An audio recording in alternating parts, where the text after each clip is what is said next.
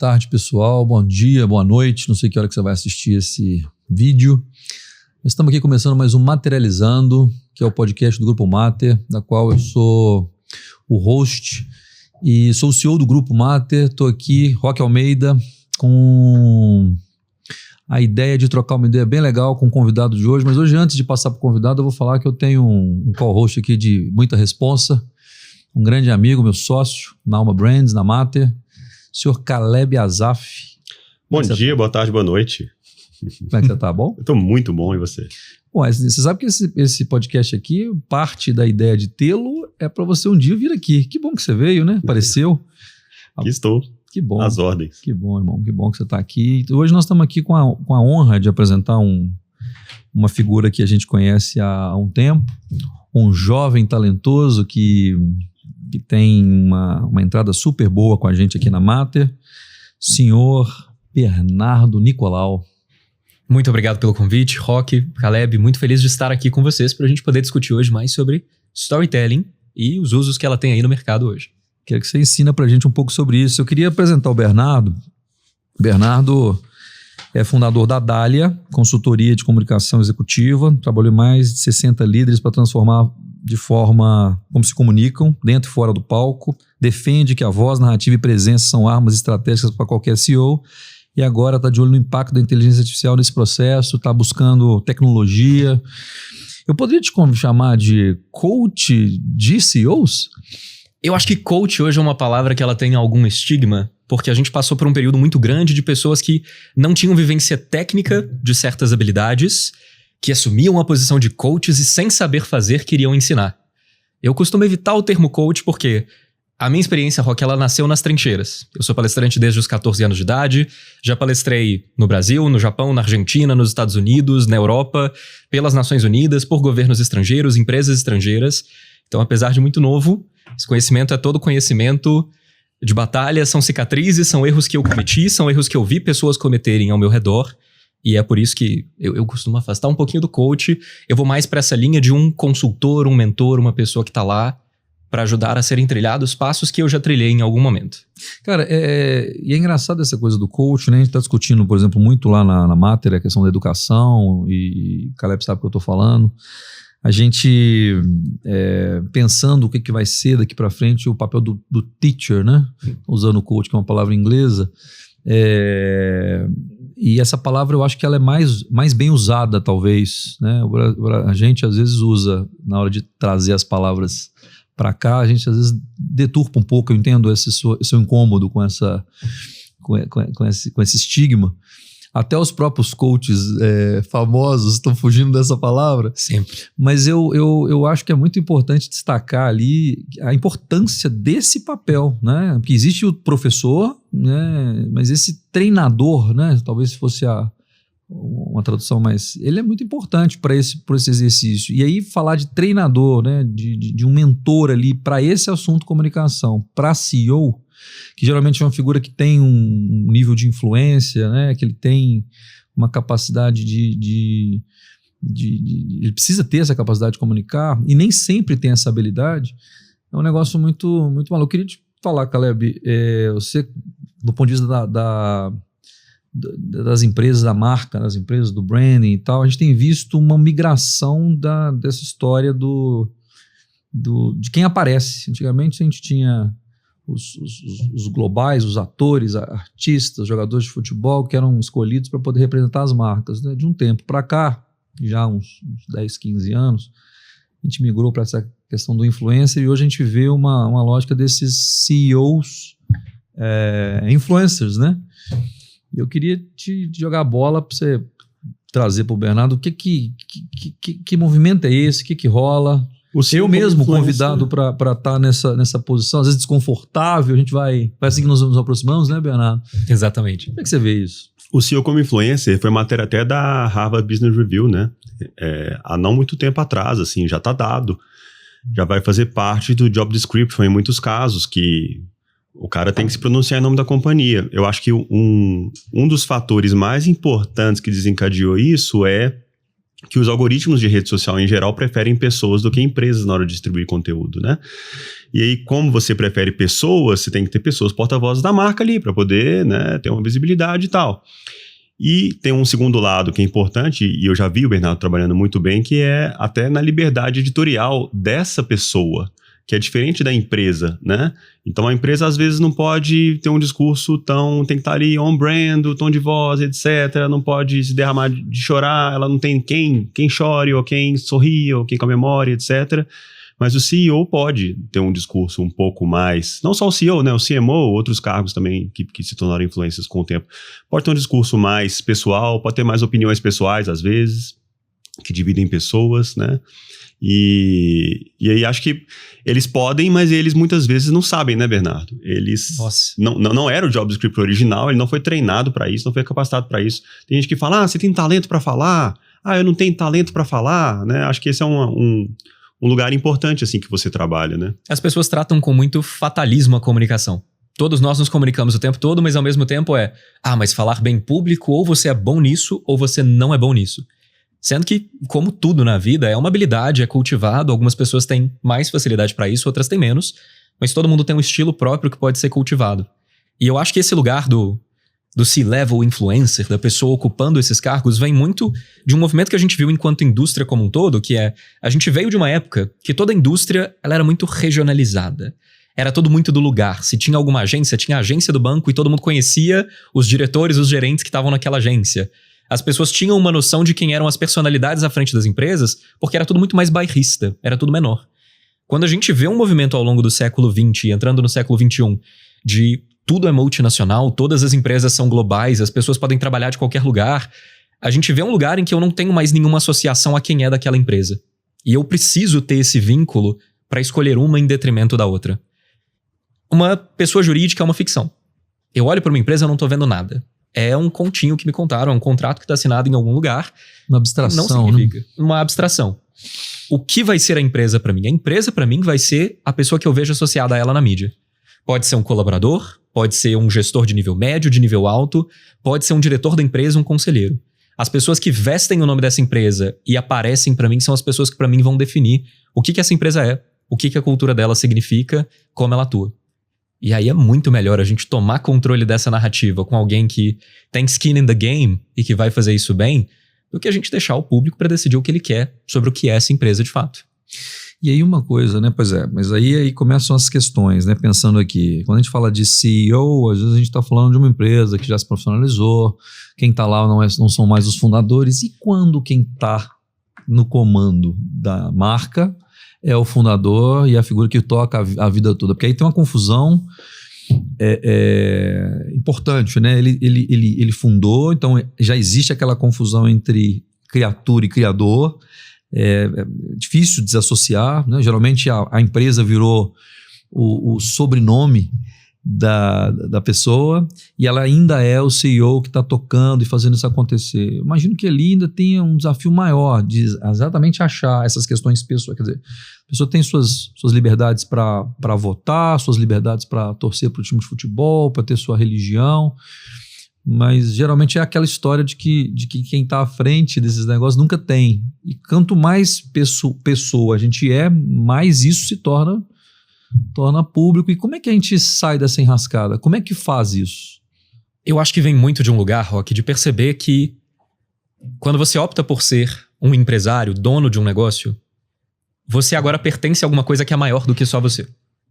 Então tem sacrifícios que são envolvidos nesse processo e não dá pra gente tratar esses sacrifícios como sendo só sacrifícios protocolares de tempo, de dinheiro. Isso você vai fazer com qualquer trabalho, sendo dono ou não do trabalho.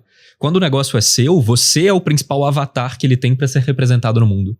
E principalmente quando ele leva o seu sobrenome, quando é uma empresa de dono mesmo, você tá à frente todos os dias, se a pessoa quer saber exatamente o que a sua empresa é, ela vai ver exatamente o que você faz. Quando é uma dessas empresas maiores, mais profissionais, a gente tá vendo ali uma diretoria que tem vários diretores. Às vezes tem um que você tem afinidade e outro que não. Você tem colaboradores que você já teve boas experiências e outras pessoas que não. Então a empresa fica com uma imagem um pouco difusa. Tem diferentes escolas ali que te influenciam. Na empresa de dono é o dono. Então, a pessoa pode vestir a camisa de time que ela quiser, ter a religião que ela quiser, falar sobre o que ela quiser, mas ao mesmo tempo ela tem que pensar Qual é o público da minha empresa? Eu tô atendendo essas pessoas porque eu acredito que eu gero valor para elas. Como que eu gero valor para elas? E como que isso se reflete na forma como eu posso me comportar e viver os valores que eu digo que o meu negócio tem? Então, o que tá na parede e como eu, enquanto CEO, vou representar isso para os meus colaboradores e para as pessoas que estão me vendo do lado de fora. E os haters? Isso aí eu entendi, mas beleza. Mas e os haters? E aí, é aí que tá a confusão. E aí o hater, e aí a vida da pessoa tá mais exposta. E eu tô contando para vocês aqui um papo. Como é que sai, né? Você tem família, você tem coisas que você não quer. Então eu vejo muito isso nos clientes que a gente tem dentro de casa. Existem aqueles que já encararam isso como uma realidade. E isso muitas vezes está nas nossas estratégias, né, de marca, né, Caleb? A gente coloca isso de fato como um objeto de vantagem competitiva, e tem alguns clientes nossos que estão usando isso muito bem, acho que estão fazendo um bom trabalho. Mas tem aqueles que têm aquela reserva. Poxa, tem uma família, aí é isso. Será que um problema que eu tive numa loja minha, né, uma imobiliária, né, uma empresa de construção civil que tem lá um apartamento vendido numa loja de uma imobiliária qualquer. Alguém teve problema no seu apartamento, de repente você está exposto. São dilemas complexos. Como é que você está vendo isso no campo da cabeça desses CEOs e você, Caleb, com relação a esse conflito? Eu acho que pensando do ponto de vista dos CEOs, tem algumas escolas aí para a gente interpretar, alguns fatos que a gente tem que trazer em consideração. Uhum. O primeiro deles é que se você é o porta-voz da empresa, mesmo que surja um hater, você tem uma ferramenta muito mais poderosa para lidar com qualquer discurso que ataque a sua empresa do que se ela não tiver face, do que se ela for para uma assessoria de imprensa genérica, do que se ela for para relações públicas que não conhece e vive a realidade do negócio. Verdade. Então, primeiro, você já resolve mais fácil. E segundo, eu acho que é um fato de aceitar também, Rock, que o único jeito de passar pela vida sem haters, pegando aí o termo da internet, é ser absolutamente inócuo e insignificante. Não existe a possibilidade de ser relevante, de ter impacto, de conquistar as coisas que você quer, sem ter aí conflitos pelo caminho. Tá claro. E são haters diferentes também, né? Tem um hater de internet, que é um hater sem face, ele faz barulho, ele irrita, mas ele tem pouco impacto concreto, mas ele assusta. E tem o hater que seria, por exemplo, uma nota ruim numa avaliação, o cliente que é detrator, que tá lá no Reclame Aqui, e alguma coisa assim. E essa pessoa, ela sim, ela tem que ser interpretada, tem que ter um diagnóstico, entender o que aquilo significa, se é culpa do negócio ou se é só uma falta de fit com essa pessoa, e um reajuste que passa muitas vezes pelo CEO. Eu acho triste, né, a vida do hater, né? A gente tem que ter dó dele, na verdade, né? Porque, assim, a rede social já é um negócio que não faz muito bem pra gente. No nível que a gente tem hoje, a quantidade de informação que a gente recebe, as vidas que a gente projeta, quando a gente olha para o que está acontecendo em social media, que não é o que está acontecendo na vida real, as coisas parecem muito mais legais do que elas são, né? Inclusive para esses CEOs que postam, eles têm que parecer que, né? E quando eles falam de um fracasso, normalmente é assim, mas eu dei a volta por cima. Porque não pode, no final do dia, ele não pode, né? Falar, não, tá ruim mesmo, o resultado foi péssimo, galera. Tá tudo errado aqui, né? Exatamente. Não dá pra terminar a mensagem errada. Esse comunicado ainda não vi, não. Nossa, não tem. Teve Fiz uma bobagem, cometi um engano aqui. Não tem. 3 trimestres atrás, nós vamos corrigindo agora, nós vamos ajustar. Fica tranquilo, confia na gente. E isso vem da publicidade, de certa forma, da loja de propaganda, de certa forma, né? Tem o John Haggard da BB-8 conta um caso muito bom disso, assim, eu estava uma vez num evento pequenininho com ele em Cannes e teve uma campanha que eles fizeram que foi, assim, uma das campanhas mais odiadas. Pensa numa campanha que foi odiada, que as pessoas ligavam para a marca pedindo para tirar do ar, que isso é muito feio, é muito mal feito. E aí sabe como é que ele termina contando sobre essa campanha? E aí eles perguntaram, e as vendas? Batendo recorde. Exatamente. E é muito esse lugar de... Poxa, se a gente olha para a própria internet, tem alguns conceitos que têm surgido no universo da comunicação e da análise de redes sociais, que são, por exemplo, internet morta. Quanto da internet hoje é feito por bots. Uhum. E é uma parte automatizada, sem cérebro, que ela só tem um objetivo de manipular algoritmos. Tem uma informação de que coisa de 90% dos conteúdos hoje publicados nas principais redes de mobilização de opinião popular são feitos por contas que não são feitos pelas mesmas contas. Então, assim, 5% das contas fazem 90% do conteúdo. E são números absurdos para a gente perceber que a movimentação de redes sociais, ela não necessariamente significa uma movimentação do seu consumidor. Não necessariamente significa uma movimentação de pessoas que são relevantes para o resultado do seu negócio. E isso afeta várias áreas da comunicação. A parte que se liga a marketing e vendas, a parte que se liga a branding e awareness de marca para o pessoal, a parte que se liga à gestão de crise, de entender que nem tudo que é dito por pessoas que não gostam da sua marca merece uma resposta, merece consideração.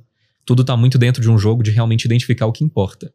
Mas tem esse discurso pronto que vem da publicidade, que nada pode ser negativo, tudo tem que ter um twist positivo. Às vezes o melhor discurso que um CEO pode fazer numa crise é falar: nós erramos, foi um problema, identificamos e estamos tentando pensar na melhor forma de resolver. Voltamos para vocês quando tivermos uma resposta. Não foi muito o caso daquele que apareceu no telão outro dia no show do Coldplay, não, né? Não. Esse colocou a culpa no Coldplay. Processou, inclusive, o Coldplay.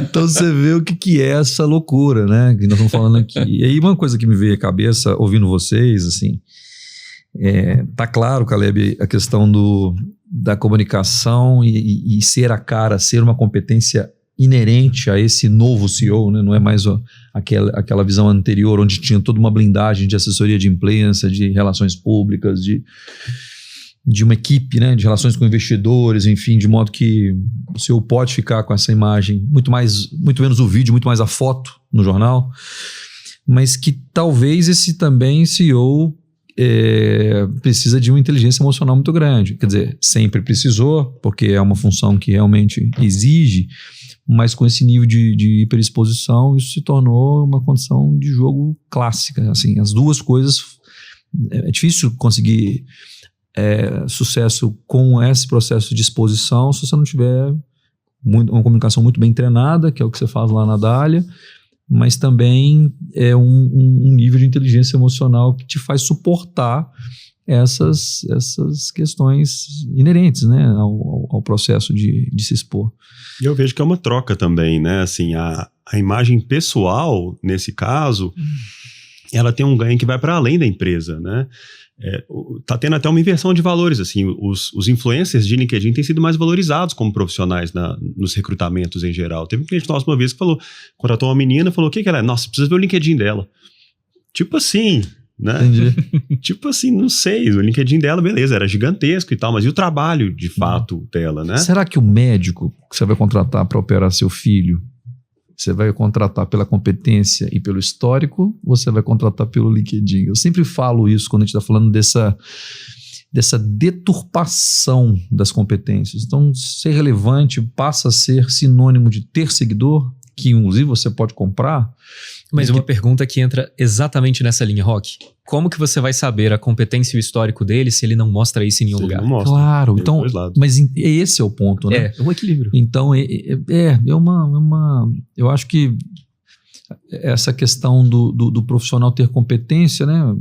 Quem não tem competência que não se estabeleça, mas você falou uma coisa aí, Caleb, a questão desse mundo da rede social, que de fato é diferente, né? Eu brinco que eu queria ser eu mesmo na rede social. Eu não quero ser outra pessoa na rede social. Eu mesmo na rede social já seria ótimo se eu conseguisse ser. E a gente tem que tomar cuidado, porque também percebo e aí queria ouvir de vocês o que vocês estão enxergando sobre isso, que esse excesso está gerando uma também desconfiança, porque no final eu me lembro de uma campanha, né, com muito respeito à marca, mas é uma campanha de domínio público, eu acho que vale comentar, que é o Robert De Niro fazendo uma campanha da Seara, para poder dizer que o melhor presunto do mundo era da Seara. Quer dizer, nitidamente o Robert De Niro nunca comeu um sanduíche com essa marca Seara, ele fala sem ter vindo ao Brasil e ele nem sabe pronunciar o nome da marca. Então, claro, ninguém acredita mais no De Niro vendendo presunto brasileiro, enfim. Mas essa superexposição e o fato de não ser verdade, que para mim esse é o grande ponto. Quanto mais você usar a palavra equilíbrio, eu acho que tem uma questão que é a coerência, né? Assim, tem que ter coerência. Porque se você também ficar andando em desacordo com o que você acha, para poder fazer bonito, também você é rapidamente confrontado. Então, apesar de reconhecer que algumas posturas não são as mais as que eu mais gostaria, pelo menos eu tenho valorizado quem é mais verdadeiro. Acho que o que você fala tem a ver com o que você está fazendo. Mesmo que seja bobagem. Né? Mas pelo menos tem uma... Faz sentido isso? Assim, as pessoas estão meio cansadas desse jogo de mentira. Todo mundo sabe que ali joga um jogo... E eu acho que isso é importante do ponto de vista da construção da marca, né, Caleb? Porque a gente tem valorizado tanto isso na construção dessa coerência. O que vocês acham? Né? E para completar, Bernardo, que essa bola é muito sua, eu imagino que seja uma queixa muito comum que você recebe também, que é, cara, eu sou muito melhor que esse outro cara aqui. Como que ele faz tanto mais sucesso que eu, se eu sou muito melhor tecnicamente do que ele? Essa é clássica. Essa talvez seja a frase que eu mais escuto hoje em dia. E, inclusive, já é uma coisa que eu levo para os CEOs e para os executivos como um todo, e eu falo, eu sei que você é melhor que a outra pessoa, mas se você não mostra, poxa, você está acostumado a contratar e promover. Pensa uma pessoa dentro da sua empresa. Se você não sabe que ela é a melhor pessoa para uma posição, como promover? Tem uma pessoa que está mostrando sempre resultado, toda reunião ela dá show. Tem outra que não. Você está promovendo com base nas informações que você tem. E aí entra muito na área da Marter, da Smart como um todo, que é estruturar um processo inteligente de tomada de decisão com base em dados. Se eu não tenho bons dados, como tomar uma decisão? O consumidor é igual. Mas parte de ter bons dados é exatamente esse lugar dos dados serem verdade. Não adianta eu ver tudo lindo, maravilhoso no LinkedIn da pessoa e não ser compatível com o que essa pessoa entrega. Então a verdade ela entra aí como um elemento fulcral, mas ela entra muito numa linha que é... Eu sempre tento falar com os meus clientes uma coisa quando a gente está começando qualquer trabalho, que é, não adianta eu fazer o melhor discurso do mundo no meu tom de voz para você.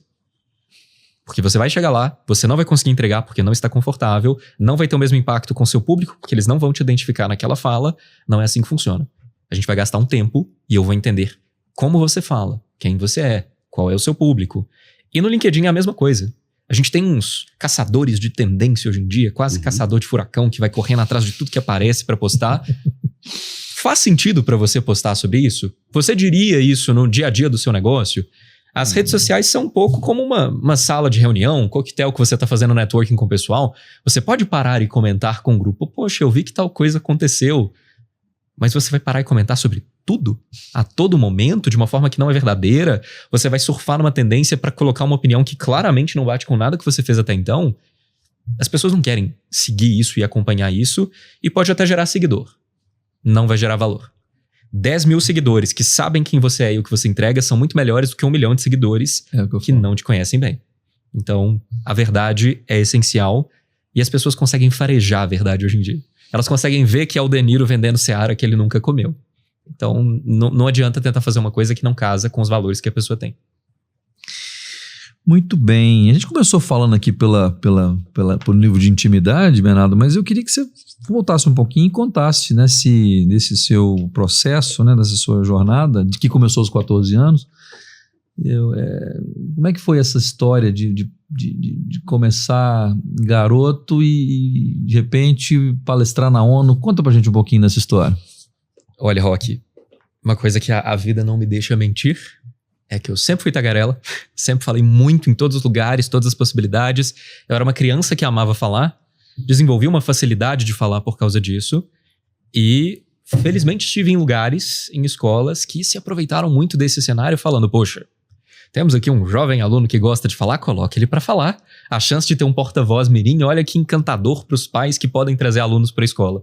Então toda a cerimônia de novos alunos, tudo que era fala para fazer para os colegas. Eu fui presidente do Grêmio da escola, eu fui chefe de uma série de projetos da escola e tendo ocupado essas posições, eu comecei também a palestrar. Inclusive um desses projetos era sobre palestras.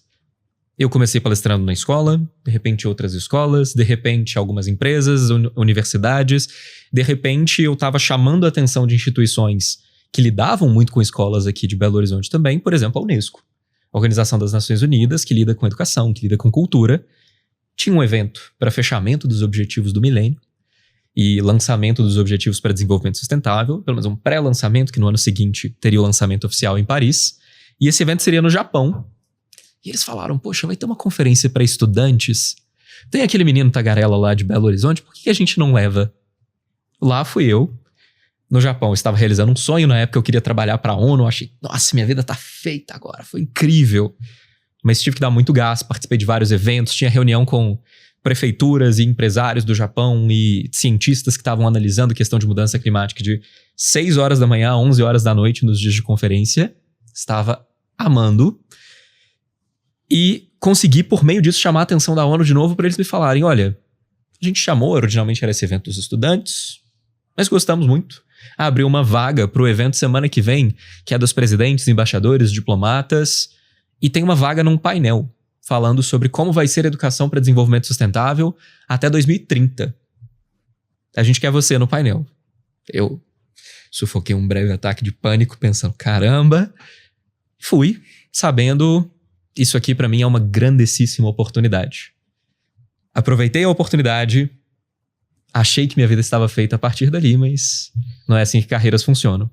Mas de qualquer forma, ainda que eu não tenha conseguido as oportunidades que me moldaram a partir daí de forma automática, eu tive um caminho, tive uma direção, decidi que eu não ia sair dos palcos, e a partir desse evento no Japão, eu busquei eventos da ONU em Nova York, em Genebra, eu palestrei para o Ministério de Relações Exteriores da Itália lá em Roma, palestrei em Bolonha, em Chicago, na Argentina, aqui no Brasil, em vários lugares. Isso com quantos anos, Bernardo? Eu estou com 28 anos. Quanto que você tinha nessa época? Nessa época eu tinha 17 anos. Viu como é que o storytelling dele tá em dia? É. Viu como é que tá? Não, ele tá treinado. Mas eu acho interessantíssima essa história, cara, porque você era muito menino, né? Muito garoto, 17 anos, você tava nessa confusão toda aí. E eu acho legal essa parte da história, que você falou assim, poxa, agora que eu fiz a palestra e tal, fiz o painel, agora eu volto pro Brasil e tudo vai acontecer. Todo mundo vai me chamar pra todo lugar. Eu recebi 200 cartões de negócios lá no Japão. Aqui eu lembro que foram 200 porque eu contei. E eu com 200 cartões de negócio, todo mundo me dava tapinha nas costas, sorria pra mim e falava, eu vou te levar pra Londres, pra Paris, pra Costa do Marfim, um evento na Rússia. E eu brilhando o olho, achando que todo mundo tava encantado comigo. Eu voltei da conferência, eu mandei e-mail pros 200 cartões. Ninguém me respondeu. Eu pensei, pô, o Japão é longe, o pessoal tá voltando, vamos dar mais uma semana. Dei uma semana. Semana seguinte, 200 e-mails. Cada um dos cartões. E-mails personalizados, que eu queria que lembrassem de mim. Ninguém respondeu. E aí eu comecei a pensar, ok, acho que não vai ser tão fácil assim. Não existe Papai Noel. Não existe Papai Noel. Me prometeram um mundo. Se eu quiser um mundo, eu vou ter que conquistar por conta própria. Ninguém vai colocar no meu colo. E aí teve muito desse processo na minha jornada. Aí começou a parte né? Não que você não tivesse trabalhado antes, mas aí, enfim, começa uma jornada toda de preparo que te trouxe até aqui. E eu queria te perguntar, Renato, em relação à inteligência artificial. Ferramentas como GPT, HeyGen, Captions, enfim, tantas outras, hoje são lugares que promovem. Então eu já não sou tão bom em me comunicar, mas eu tenho a inteligência artificial que vai me ajudar. Em que medida você acha que isso de fato vai contribuir, prejudicar, substituir, aprimorar? Que verbo você escolheria para usar IA nesse contexto da comunicação desses líderes? Eu acredito que a inteligência artificial ela tem um papel, mas eu não acho passível de substituição o bom storytelling. Porque o storytelling é exatamente o que torna a humanidade o que ela é. Nós nos desenvolvemos enquanto espécie porque nós conseguimos desenvolver mecanismos evolutivos que nos permitiam compartilhar experiências sem que a outra pessoa tivesse vivido. E aí a gente cresceu juntos. E essas histórias foram se acumulando e em impacto exponencial. Hoje a gente vai até o espaço. Hoje a gente tem inclusive inteligência artificial que faz coisas pra gente. Mas qual que é um elemento absolutamente diferente de fazer uma história por um IA e fazer uma história sem um IA? Em qualquer um desses modelos, vai ter que ter um input humano. Tem que ter uma base, tem que ter dados que vão alimentar ali. Mas a história, quando ela é feita por um humano, ela tem exatamente aquele elemento que afeta o nosso crivo disso é verdade, que é, ela tem falhas. A pessoa, ela fracassa em alguns momentos de respiração ali que podiam ser melhores, mas exatamente a razão disso não ter sido perfeito é o que faz a gente acreditar, isso é verdade. A pessoa corre um pouquinho, depois ela fala devagar, ela mexe demais, ela olha para lugares diferentes e todos esses aspectos que seriam imperfeições aos olhos de um IA são exatamente os elementos que tornam essa história tão mais rica pra gente.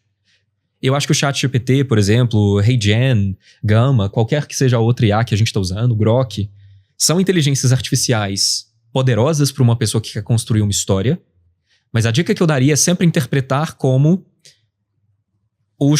essa inteligência artificial não é uma artista. Você é o artista. Você é um diretor de arte, você tá fazendo alguma coisa, você tá direcionando uma pessoa para entregar para você, mas você ainda tem autoria sobre aquilo que tá acontecendo. Sem dúvida. E você tem que assumir essa autoria e vestir essa carapuça, porque senão qualquer história que sair dali, ela vai ser péssima. Ela precisa de algumas falhas para dar certo, e se tem uma coisa que a gente sabe é que a IA não é treinada para falhar. E é isso que nós vamos discutindo muito, né, Caleb? A questão de... A gente coloca, inclusive, a IA como se ela estivesse na terceira pessoa, né? Ou as IAs, seja no plural ou no singular. A gente está sempre colocando como se ela tivesse... A gente tivesse aqui, ela tivesse lá. A gente tem feito um movimento de pensamento, inclusive de filosofia, né, de conceito de negócio, que a gente enxerga que ela, na verdade, é uma ferramenta de utilização para nos aprimorar. Então, a gente tira exatamente da terceira pessoa para colocar na primeira. É a gente aprimorado, né? Então, isso é um debate importante nosso, né, Caleb? Assim, falando de design, falando de gestão de pessoas, falando de estratégia. Então, quando você tem alguém... A gente tem esses desafios, nós temos uma escola, né, como você sabe, de treinamento diário, né? O TD Matter é uma iniciativa super bem sucedida nossa. De 8 às 9 nós paramos o que estamos fazendo para poder treinar as pessoas todos os dias, e a escola hoje é foco fundamental em IA. E a gente vai mostrando muitas das vezes o seguinte: uma pessoa que não conhece o design e ela começa a se meter em ferramentas de design, ela consegue se virar bem, se ela consegue ter um bom treino de prompt, ela faz um trabalho excepcional comparado ao que ela faria se ela não tivesse IA. Então é ela aprimorada. Mas isso não dá para ela a qualificação de ser um bom designer, né? Exatamente da mesma maneira. Um bom designer, um designer médio, sem comparado a alguém com um bom prompt, eu acho que tem uma competição.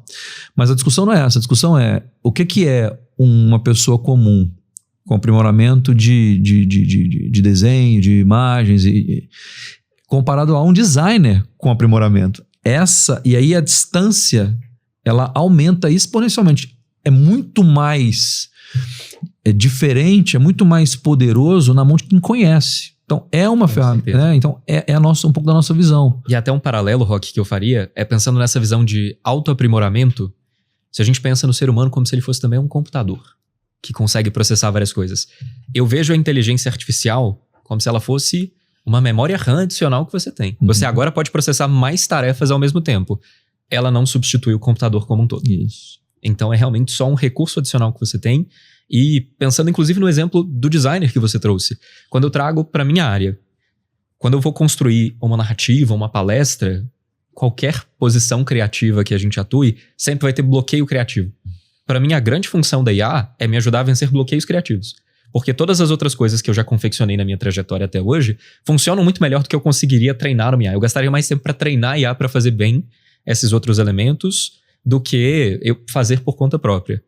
Mas quando eu chego num momento e eu travo, e eu tô, seja numa palestra, num discurso, num roteiro, em alguma questão, eu jogo na IA um pouco dos pensamentos que eu tenho, pensamentos esparsos, eu falo, olha, eu quero que você organize esses pensamentos, esse aqui é o texto que eu escrevi até aqui, me propõe 5 caminhos para a partir daqui eu poder continuar esse material que eu tô escrevendo. Ela me propõe, mas a partir daí é só um jump start ali, é fazer pegar no tranco a minha criatividade para eu olhar para esses 5 caminhos, às vezes mesclar entre eles, misturar algumas das coisas e falar, já sei como continuar, obrigado. Fecha a IA, vai fazer outras coisas. E aí vai trabalhar em cima da história. Então vira esse lugar da memória RAM de joguei para um processamento paralelo, voltou, agora já estou trabalhando de novo por conta própria. E quem julga o que é bom ainda é você que é especialista, né? Você que ainda determina. Acho que a gente está num momento interessante, porque de um lado a IA deu muito acesso, né? Você pode fazer coisas... Uma pessoa não faria a menor ideia que é o storytelling, ela pede para fazer, vai sair alguma coisa minimamente decente de lá. Mas para as entregas de alto nível, que aí eu acho que a distância aumentou muito por causa disso também, né? A entrega de alto nível, se não tiver um especialista em storytelling para dizer que aquilo é bom, essa pessoa que é leiga no assunto, ela vai apostar as fichas da companhia todas naquela entrega da IA sozinha? Sabe, pegar aquilo, então tá, minha estratégia é essa, pronto, acabou. A gente comparava com uma metáfora legal, é a calculadora, né? Quando você coloca o número da calculadora, você não questiona o resultado da soma mais, né? Bom, ela acertou, né? Ela sempre acerta, tá certo aquilo, né? Na IA, Pelo menos ainda não, culturalmente, não sei se isso vai virar, quando vai virar, é uma pergunta de volta para vocês, mas a gente ainda precisa de um especialista para dizer que, não, isso aqui que a IA entregou, pô, isso aqui tá bom, isso aqui serve, isso aqui faz sentido, ela alucinou, ela não alucinou, que agora é o termo da moda também, né? O que vocês acham, assim, de volta? Você acha que vai ter um tempo em que a gente vai confiar cegamente no que a IA diz para tomar decisões de negócio grandes, ou vai ter sempre um especialista no meio do caminho? Aí, cara, sabe o que eu vejo? Eu vejo que a gente tem um mundo cada vez mais raso em termos de conhecimento.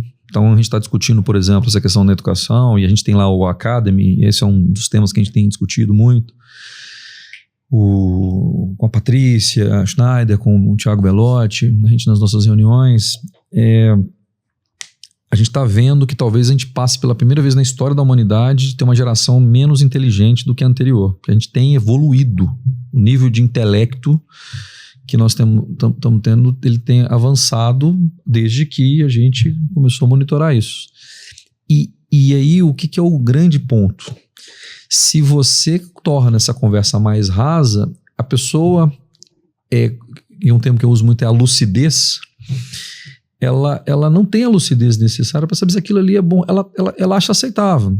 Eu falo isso porque eu tenho visto grandes escritores, colunistas de LinkedIn hoje em dia, que nem tem o cuidado de tirar os emojis que o GPT sugere, né? Isso está muito clássico, a pessoa não sabe configurar o GPT para que aquilo possa ser suprimido, enfim, e eu não estou falando isso como crítica à utilização, né? E a gente tem o conceito de IA first, human always. Então tem que usar IA mesmo para fazer seu texto, para fazer seu storytelling, para fazer o seu design.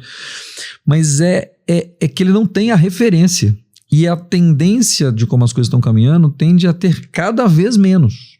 Então essa preguiça que é inerente a nós, seres humanos, de que a gente vai sempre buscando um jeito mais fácil de fazer, está fazendo a gente perder a capacidade de pensar o que está por trás da conta.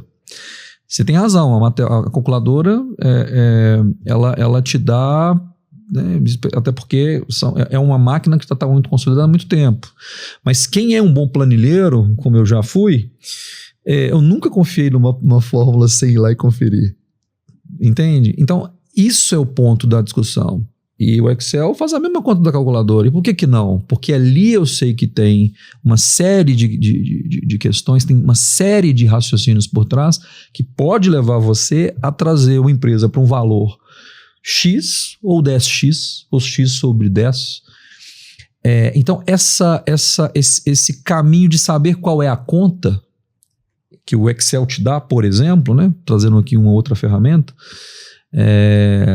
para quem é bom planilheiro, valendo milhões de reais num valuation ou qualquer decisão, ou orçamento, você nunca vai confiar 100%, porque você sabe que aquilo ali pode estar errado, porque alguém pode ter feito um raciocínio errado, porque o próprio Excel, por incrível que pareça, pode ter erro de configuração e fazer aquela conta se tornar inválida. Então, então eu acho que a gente vai sempre ter aquele que aceita o que está pronto. Pensa nos sistemas RPs, não é assim? Tá no sistema, a gente conversa com uma pessoa, um atendente de um guichê, de uma companhia aérea. Não, mas isso aqui não é só eu, é o sistema materializa essa história. Eu acho que a gente tem uma tendência, infelizmente, de ter cada vez mais os sistemas sendo os semideuses das informações, o que torna cada vez mais o sênior raro e, portanto, valioso para que possa questionar isso. Tá aí uma boa discussão filosófica para a gente, Bernardo. Só que eu penso muito, assim, será que esse é um processo novo? Porque ao mesmo tempo que eu vejo isso acontecendo com a inteligência artificial, eu acho esse processo muito similar ao que a gente já viu acontecendo no século XXI antes da inteligência artificial, que é toda pessoa tem todo o conhecimento do mundo à disposição desde que a gente inventou o smartphone. A internet já tinha isso, mas a internet, pelo menos, ela estava fixa em um lugar. A partir do momento do smartphone, você, a qualquer momento, tem todo o conhecimento do mundo à sua disposição e você é uma inteligência orgânica. Não é artificial, mas assim, qualquer pessoa, a qualquer momento, poderia fazer um processo muito inteligência artificialesco de pegar o celular e pesquisar qualquer coisa. Não foi o que a gente viu. O que a gente viu foi, muito como a gente tem visto agora com a IA também, algumas pessoas que sabiam usar essa disponibilidade de informação se colocando muito distantes das outras pessoas, e as pessoas que não queriam usar toda a informação disponível terceirizando o pensamento para essas aqui. É daí que nascem os influencers, é daí que nascem, por exemplo, tantos comentaristas políticos que a gente vê por aí que estão em espectros tão opostos da política que eles têm fatos diferentes. Por quê? Porque quando você é a única pessoa que consegue filtrar as informações, você decide quais são os fatos que vão ser repassados. Eu acho que uma das dificuldades que a gente vai enfrentar com a inteligência artificial não é a gente ter uma parte da população que é menos pensante e uma parte da população que é mais. Eu acho que a qualquer dado momento da história isso já vai acontecendo. Eu acho que o problema que a gente vai ter é, diferentemente de hoje, que essas pessoas que escolhem qual informação é válida, elas estão à vista, agora a gente vai ter um algoritmo escolhendo qual informação passar, qual fato passar, e não tem como a gente filtrar isso porque é tudo invisível. É a calculadora, não é o Excel. A gente não tem como ver qual fórmula que está decidindo o que vai ser dito para quem pesquisa. O meu ponto é que quando a gente perde a curiosidade, né, a questão do capital intelectual, a curiosidade e a capacidade analítica de questionar para onde você vai, isso é de fato muito perigoso. Mas eu também vejo que ali nascem... a história nunca evoluiu linearmente, então ela dá seus baques, mas a gente vai buscar sempre a sobrevivência. O processo de inovação ele causa isso. Então eu tenho sempre um grau de otimismo nessa história, e nesse exato lugar nós estamos endereçando toda a estratégia do grupo e estamos acreditando que tem muita coisa boa para ver. E é um lugar de muita sabedoria, Rock, porque... muito como no storytelling, você falando aí, é mais sobre o raciocínio, é sobre a capacidade crítica, é sobre a curiosidade. E muito como no storytelling, o mais importante não é a destinação, é a jornada. Não é sobre a ideia que a pessoa tem, o pensamento que ela teve, quais foram os passos que você levou para chegar até lá. Muitas vezes a gente aprende muito mais chegando num pensamento do que tendo o pensamento em mãos. E é isso que a gente tem perdido nos últimos tempos, com certeza. A qualidade da pergunta sempre foi importante, agora a pergunta chama prompt, mas eu acho que mais do que nunca se torna uma vantagem competitiva, saber perguntar. Por isso que as ciências como filosofia, que é a capacidade a ciência das ciências, se torna um bem, para mim, muito valioso para esse processo de desenvolvimento humano. Eu queria te falar, a gente tem um quadro aqui, Bernardo, a gente chama de jogada invisível. O que é a jogada invisível? É aquele movimento que você fez na sua carreira, na sua empresa, que você não contou para ninguém. Você deixou, como diz aqui em Minas Gerais, você deixou baixo. Você jogou, ninguém viu, mas ela gerou um impacto, um resultado assim, muito grande na construção dos seus resultados. Você se lembra de alguma para compartilhar pra gente? Olha, Rock, invisível não é muito parte da minha indústria, porque tudo que eu faço... você tá sempre exposto para as pessoas.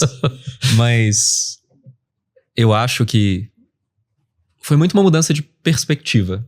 Eu já era um palestrante que estava frequentando vários lugares, eu já estava crescendo nesse espaço, eu estava me aprimorando cada vez mais, lendo livros sobre negociação, comunicação, estava frequentando os lugares em que eu podia aprimorar essas habilidades também.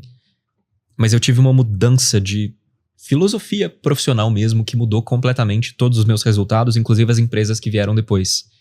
Que foi um momento, eu estava participando de uma competição como advogado, era uma competição internacional, ela estava acontecendo na Coreia, em Seul, tive que fazer à distância porque é pandemia, mas foi uma competição que, para me dedicar integralmente a essa competição, eu tive que levar um puxão de orelha de uma mentora minha, que puxou minha orelha e me falou: Bernardo, o seu problema é que você é bom. E você acredita nisso. Você é bom. Só que as pessoas que estão competindo com você estão há 6 meses sentadas numa biblioteca estudando todos os livros que você está tentando pegar em cima da hora. Eu preciso que você entenda uma coisa se você quer que eu te treine. E eu só vou te treinar se você aceitar isso e me mostrar que você entendeu. Não existe nenhum nível de talento que vença um nível igual de esforço. Eu senti isso como um tapa na cara, mas tomei como uma mudança invisível de perspectiva que eu tinha que levar pra frente. E hoje todas as minhas empresas, toda a minha metodologia de trabalho com os clientes é isso. Poxa, mas o cara é carismático, ele já é super extrovertido, ele vai bem no palco. Não importa. Todo mundo vai sentar, pegar o roteiro, ler, treinar. Isso é o que mais importa. Porque quem fizer isso bem, vai chegar no palco e vai dar o show. A pessoa que achar, eu vou ler um dia antes e fazer bem, Não é assim que funciona. Quando você escuta os grandes artistas, os grandes atores, atrizes que ficam nervosos com 60, 70 anos de carreira, eles treinam. Isso é uma grande de uma verdade, né? Para tudo que a gente for fazer, se a gente não estiver bem treinado, não tem conversa. Importância do coach, hein? Importância do coach. E o que você acha disso, Caleb? Faz sentido, né? Nesse negócio da gente, na parte lá da nossa de comunicação, de ver como lá, eu vejo na Alma, né? Alma Brands, nossa empresa, o cliente contrata de última hora para resolver um problema antigo e quer uma solução agora. Sempre. Agora, barato e excelente, nível prêmio. Né? Sempre. Nossa. São as 3 variáveis que muito raramente andam juntas ou não andam, né? Eu não lembro de nada que anda junto nessas 3 coisas, a não ser Coca-Cola. Coca-Cola, talvez. Sempre. Coca-Cola é fora da curva, né? Porque ela investiu em marca. Muito. Eu não sei se ela é tão boa como muito. Parece. Mas, inclusive, uma curiosidade sobre a Coca-Cola. Uhum. Caleb deve estar cansado de saber dessa história, mas teve uma vez que fizeram uma pesquisa sobre Pepsi e Coca-Cola. Todas as vezes que davam para as pessoas que fizeram a pesquisa experimentarem Pepsi e Coca-Cola mostrando o rótulo, as pessoas escolhiam Coca-Cola. Sem rótulo, todas as vezes escolhiam o sabor da Pepsi e diziam que era mais gostoso. Isso é uma marca bem construída, isso é uma história bem contada. E vem de um lugar do branding que não é só o branding essa pessoa jurídica tem essa história e essa formação. É a história de cada pessoa que já tomou Coca-Cola imprimindo memórias e coisas com aquilo ali. Então é o que entra muito no processo. A Coca é a melhor? Não. Mas a Coca se esforçou para fazer um dever de casa muito bem feito. Vende bem. Com certeza não foi barato. Não, e aí tem os inocentes que vão falar, mas então na verdade a marca está enganando as pessoas, porque se o produto cego sem marca, o preferido não é a marca preferida, e é exatamente o contrário, a marca faz parte, né, do produto nesse caso. Exatamente. Quando você consome, as sensações que ela te traz, tem a marca envolvida. É lógico. Você não está consumindo só o líquido que está ali, você está consumindo a sua história, junto. E você quer consumir a sua história ou você quer consumir um negócio genérico? Geralmente as pessoas preferem história. Nenhum medicamento genérico não parou de pé. A gente quer o genérico de uma marca específica, você não quer o genérico sem marca nenhuma mais. Tudo precisa ter, né, uma história atrás, uma marca, um contexto, alguma coisa que gera mais valor do que o produto sozinho. Né? A era do produto sozinho é a era dos anos 1400 lá, que era agrícola, né? Que aí é uma saca de soja, em qualquer lugar a mesma saca. Tudo commodity. Tudo commodity. A economia não consegue, né? A comodização tem que ser um pesadelo, eu acho, para a maioria, né, das pessoas. Até os exportadores de commodity tem a marca Brasil envolvida. Como é que a gente fica, né? Não tenho dúvida. Tendo um efeito grande da marca Brasil nas decisões tarifárias, em um monte de lugares aí, porque o Brasil é mais valorizado aqui, menos valorizado ali. E a gente vê vários executivos tentando se tratar como se eles fossem commodities. Eu já cheguei nesse nível, mas aí eu sou intercambiável com qualquer C-level de qualquer empresa do meu setor ou de outros setores. Tem um conceito que a gente trabalha muito na empresa que é Story Equity. Tem um equity que você tem, um valor que você representa para a composição da própria empresa, que é narrativo. Quem é você? De onde você veio? O que você faz? O Rony Meisler, por exemplo, o cara fez a reserva, saiu da reserva, agora tem um fundo, está investindo em empresas de creators, está com outras iniciativas. Qualquer outro executivo, qualquer outro investidor fazendo a mesma coisa que ele, teria outro valor, teria outra resposta, porque ele é o Rony. O Adib da CIMED seria diferente, porque ele é o Adib. A Luísa Helena Trajano é diferente porque é ela. E o que a gente tenta levar para cada um desses executivos é esse processo que a gente até brinca, que é aumentar o passe deles como jogadores. Você pode ser um jogador que está sendo vendido, ou você pode ser o Neymar.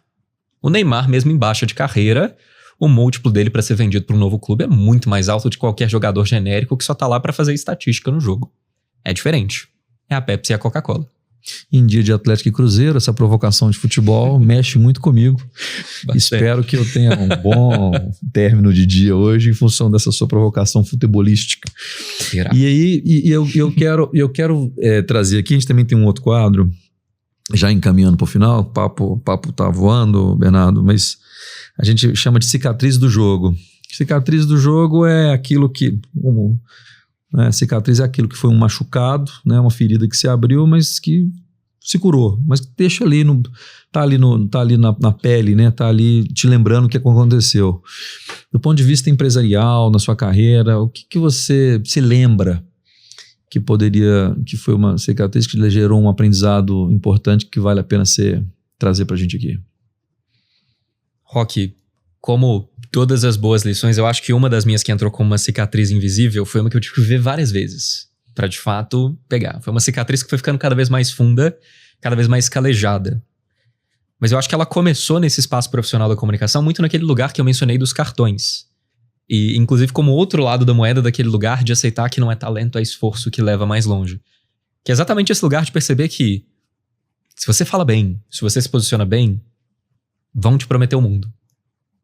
Não é o bastante.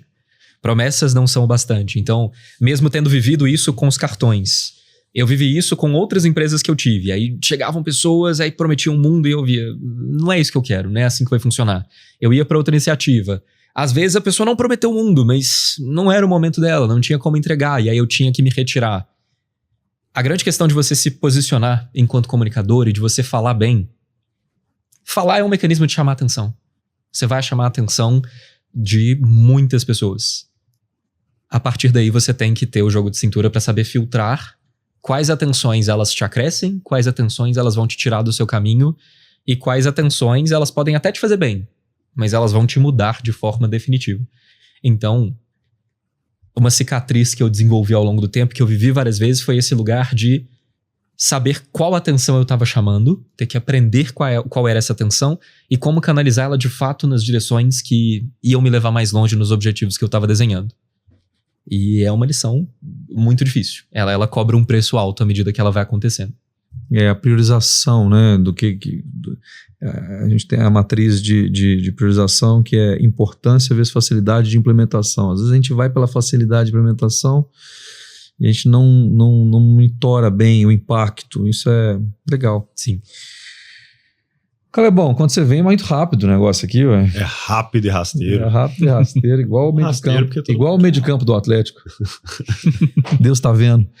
Deixa eu falar para você, Bernardo, é um prazer te receber, né? Que você continue tendo uma carreira super vitoriosa, que seus negócios cresçam, né? A Dália nos ajudou muito e a gente tem super tranquilidade em dizer como você tem realmente a entrega do que você faz versus o que você promete, né? E essa parte que nós falamos da coerência é muito legal.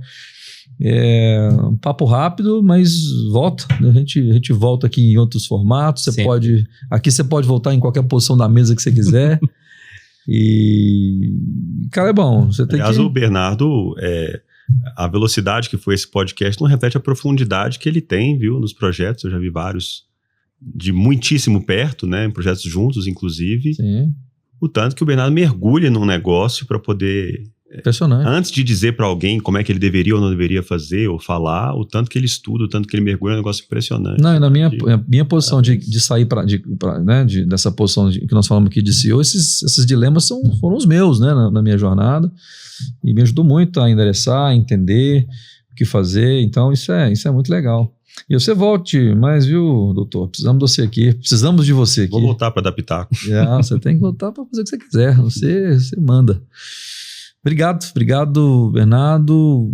Fala pra gente aí o que você quiser aí pra mandar um recado pro ecossistema, pra quem tá assistindo a gente. Acima de tudo, muito obrigado pelo convite. É sempre um prazer estar presente assim, dentro da nossa parceria, dentro de tudo que a gente está fazendo na Mater. Fico muito feliz de ter contribuído um pouco para essa discussão e fico disponível aí para futuros convites, futuras questões que a gente possa desenvolver para levar o storytelling um pouco mais para frente para as pessoas. É sempre muito valioso.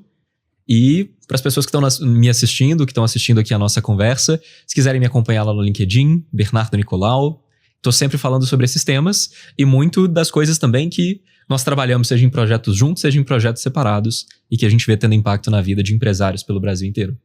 Coisa muito boa. Obrigado. E assim, peço que vocês também sigam a gente nas redes sociais, né, na @ Grupo Mater. Instagram, LinkedIn, YouTube, a gente tá lá, o Materializando tá no Spotify também, então acompanha a gente lá em todos os episódios. E chega mais. A gente tem um prazer enorme nesse projeto, que ele é um papo super tranquilo, super sincero sobre algo que está acontecendo de verdade. Nesse storytelling, a gente tem muito valor no telling, mas também muito valor no story. Então, essa construção, inclusive, que passa por esse podcast, ele é um pouco disso. A gente entrega com muito, muito carinho. Esperamos ter vocês aqui nos próximos episódios. Siga a gente, marque no sininho, faça a inscrição no YouTube e tamo junto. Valeu. Valeu, galera. Valeu.